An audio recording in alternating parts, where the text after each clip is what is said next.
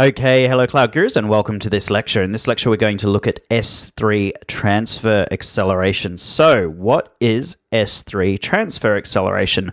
Well, we did talk about it in a little bit of detail in the S3 101, but essentially it utilizes the CloudFront Edge network to accelerate your uploads into S3.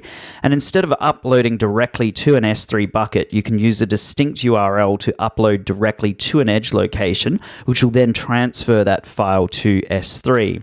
And you'll get a distinct URL to upload. So it might look something like this: acloudguru.s3-accelerate.amazonaws.com. And we're going to see that when we go over to Google. So just a reminder as to how it works. We've got a bucket, let's say it's in Ireland or in the UK. We've got our users all around the world. Our users will upload to an edge location first. That will then upload the file across Amazon's backbone network directly to our S3 bucket.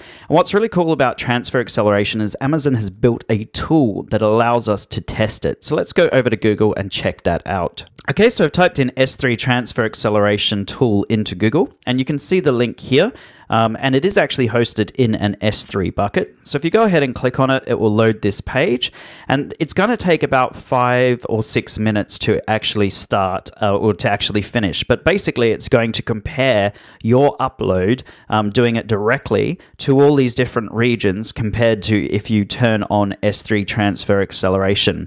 So I'm just going to pause the video for 5 minutes and wait for this to finish.